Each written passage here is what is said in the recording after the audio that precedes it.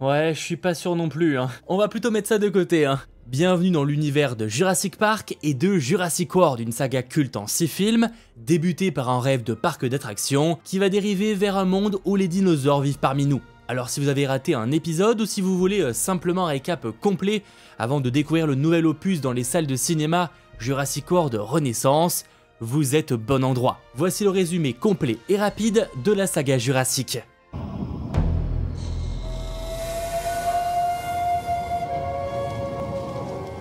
Sur une île du nom de Isla Nublar, un milliardaire excentrique et visionnaire, un certain John Hammond, accomplit l'impossible, ramener les dinosaures à la vie, et ça grâce à l'ADN extrait de moustiques fossilisés dans l'ambre. Et évidemment avec sa société InGen, il veut en faire un parc d'attractions. Et en soi, c'est pas une mauvaise idée. Enfin si, c'est une mauvaise idée, mais ça aurait pu cartonner. Car oui, avant d'ouvrir au public, il doit convaincre des experts que tout est sous contrôle. Il invite donc une équipe composée du paléontologue Alan Grant et de la paléobotaniste Ellie Sattler et du mathématicien Ian Malcolm, spécialiste de la théorie du chaos. Ajoutez à ça un avocat et les deux petits-enfants de Hammond, donc Lex et Tim, et vous avez un petit groupe de visiteurs très VIP pour découvrir la préouverture du parc. Au début, tout ce beau monde est émerveillé. Les dinosaures sont bel et bien réels, bien vivants et parfois même très mignons. Mais la visite tourne à la catastrophe quand Dennis Nedry décide de saboter tout le système informatique pour voler des embryons de dinosaures contre de l'argent. Son acheteur étant Lewis Dodgson, représentant de la société concurrente à InGen, nommée Biosyn. Et retenez ce nom, on va y revenir. Résultat, les clôtures électriques tombent en panne, le T-Rex et les Vélociraptors s'échappent, et là, c'est le drame, la plupart se font manger. À la fin, pour les quelques survivants, il ne reste qu'un objectif, fuir. Et grâce à une intervention du T-Rex contre les Vélociraptors, les survivants arrivent à rejoindre l'hélicoptère, quittant Jurassic Park. Et de son côté, John Hammond est dépité et abandonne son projet de Jurassic Park. C'est officiellement un échec. Et avant de passer au second film, je rappelle que si tu aimes cette vidéo, n'hésite pas à me le dire en lâchant un petit pouce vers le haut et en t'abonnant à cette chaîne pour ne rien manquer des nombreuses vidéos que je compte sortir sur l'univers de Jurassic World.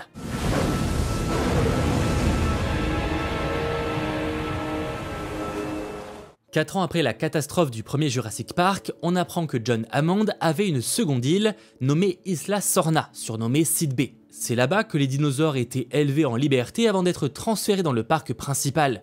Ainsi, après l'abandon du projet, l'île est redevenue un écosystème sauvage où les dinos vivent sans intervention humaine. Jusque-là, rien de grave, mais suite à une attaque sur une fillette riche en vacances, John Hammond est mis à l'écart de sa propre entreprise. Et c'est son neveu Peter Ludlow qui prend le contrôle de la société InGen et qui malheureusement veut capturer des dinosaures pour ouvrir un tout nouveau parc directement dans la ville de San Diego. Faut dire qu'à l'origine, c'est ce qui était prévu, mais John Hammond a voulu un parc bien plus grand, ce qui explique qu'il se soit placé au Costa Rica, et surtout sur une île dédiée à ça. Quoi qu'il en soit, John Hammond, justement affaibli, veut empêcher que ce nouveau parc voie le jour, et demande donc à Ian Malcolm de mener une expédition documentaire pour prouver que les dinosaures doivent rester en liberté. Alors évidemment le personnage refuse, jamais il ne veut retourner sur une île avec des dinosaures, mais ça c'est jusqu'à qu'il apprenne que sa compagne, la paléontologue Sarah Harding, est déjà sur place. Là, plus aucune hésitation, il part en mode sauvetage, accompagné de deux nouveaux personnages, le vidéaste Nick Van Owen et l'ingénieur Eddie. Et surprise, sa fille Kelly s'était cachée et s'incruste donc aussi sur l'expédition. Bon, cette fois, on s'y attendait, tout dérape, les mercenaires d'InGen provoquent le chaos en kidnappant un T-Rex bébé et se font ensuite poursuivre par les parents. À la fin, Ludlow réussit tout de même à ramener un T-Rex adulte à San Diego, mais le dinosaure s'échappe du cargo et détruit une partie de la ville tout en cherchant son bébé. Ian et Sarah réussissent à réunir le petit avec son parent et à les renvoyer sur l'île. A partir de là, l'État décide officiellement de déclarer Isla Sorna zone protégée et interdite aux humains.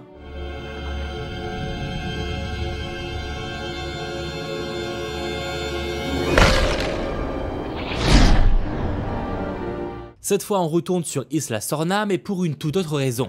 Le docteur Alan Grant, traumatisé par ses aventures dans le premier film, continue son travail de paléontologue loin des dinosaures vivants. Il bosse sur l'intelligence des raptors et il est convaincu qu'ils peuvent communiquer entre eux. Et comme il a besoin de financement, il accepte une offre étrange. En effet, un couple riche nommé Paul et Amanda Kirby veulent survoler Isla Sorna avec lui et lui proposent un très gros chèque. Malheureusement, il n'a pas vraiment le choix et donc à contre-cœur, il accepte. Ce qu'il ne sait pas, c'est que les Kirby ne sont pas du tout riches, ce sont juste des parents désespérés à la recherche de leur fils Eric, disparu depuis 8 semaines après une balade en parachute ratée avec son beau-père. Comme très souvent, les films Jurassic Park débutent avec une très mauvaise idée. Après, j'imagine que c'est pour les frissons du danger. Quoi qu'il en soit, Alan se retrouve donc coincé une fois de plus sur une île pleine de dinosaures, même si pour rappel, Isla Sorna et ne l'a jamais visité. Lui, il était présent dans le premier film, où ça se déroulait sur Isla Nublar. Bref, ici la menace principale n'est pas le T-Rex mais le Spinosaure, une énorme machine à tuer aquatique, plus grande et plus agressive que tout ce qu'on a pu voir jusqu'à présent.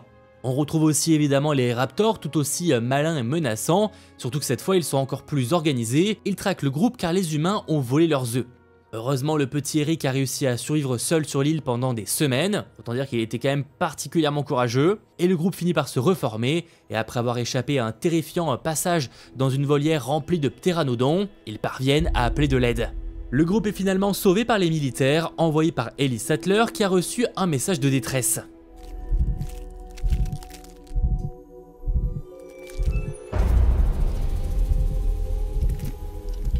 Avec ce 4e film, c'est une toute nouvelle ère qui débute, bienvenue à Jurassic World. Le rêve de John Hammond est enfin réalisé, ou presque. 22 ans après le fiasco du premier parc, la société Masrani Global a racheté InGen et a construit un tout nouveau complexe sur Isla Nublar. Et cette fois ça marche, le parc est ouvert, les touristes affluent, les dinosaures sont sous contrôle.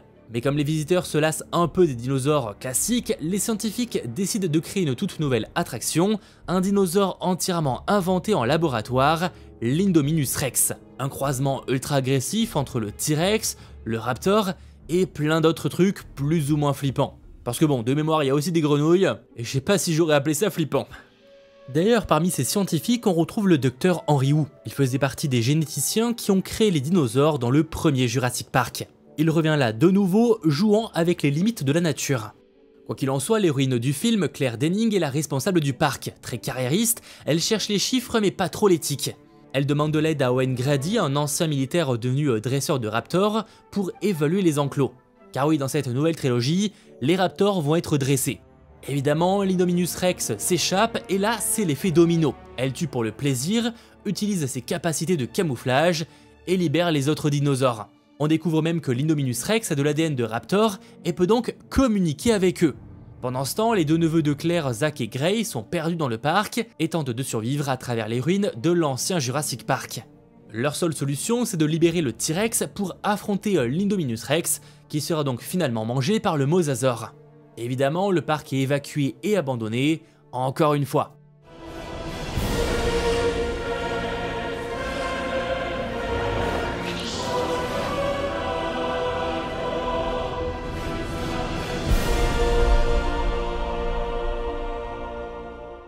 3 ans après la destruction de Jurassic World, Isla Nublar est laissée à l'abandon et les dinosaures vivent de nouveau en liberté. Problème, le volcan de l'île va entrer en éruption.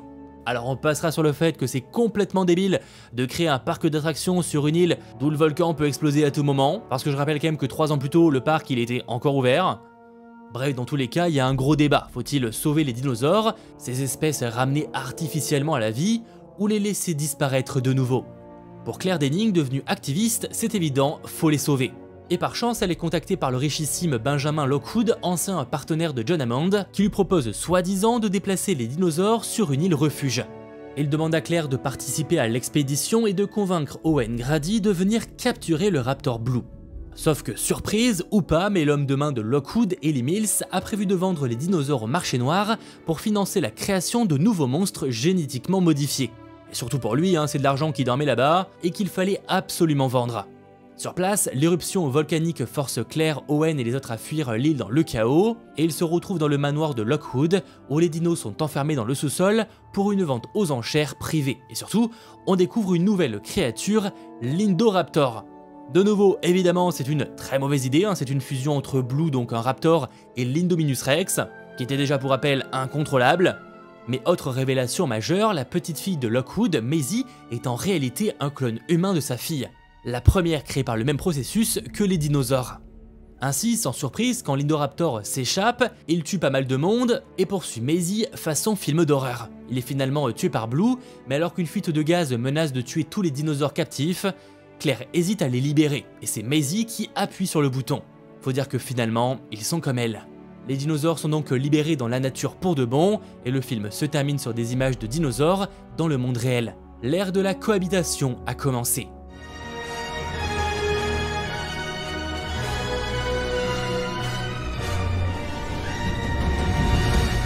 Quatre ans après, le monde a changé. Depuis que les dinosaures ont été relâchés, ils cohabitent plus ou moins avec l'humanité. Certains sont capturés, d'autres vendus, illégalement évidemment, et plusieurs espèces s'installent dans la nature comme si de rien n'était. Pendant ce temps, Claire Dearing et Owen Grady vivent cachés dans la forêt, en mode parents adoptifs de Maisie, la jeune clone désormais traquée par plusieurs organisations.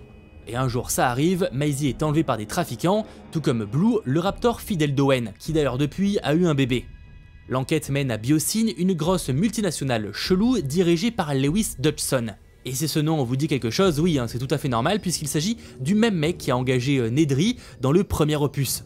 Biosyn se cache donc dans un gigantesque sanctuaire en Italie où elle prétend protéger les dinosaures. Mais en réalité, elle manipule des criquets géants génétiquement modifiés pour détruire les cultures sauf celles qu'elle vend.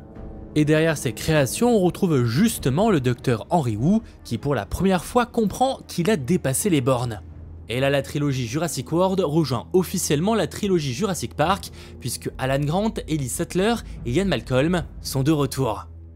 La grande menace du film, si on veut, est cette fois un Gigantosaurus, le plus grand prédateur terrestre jamais vu que le T-Rex va tout de même terrasser. Et au final, Biosyn est exposé au grand jour et le monde entier doit apprendre à vivre avec les dinosaures. Voilà, vous êtes maintenant prêts à découvrir le tout nouveau film Jurassic World Renaissance qui sort dans les salles de cinéma. J'espère évidemment que cette vidéo vous aura intéressé. Si c'est le cas, eh bien n'hésitez pas à me le dire en commentaire, en likant la vidéo ou encore en vous abonnant à la chaîne pour ne rien manquer des nombreuses vidéos que je vais sortir prochainement. Et en attendant, vous retrouverez d'autres vidéos ici et ici.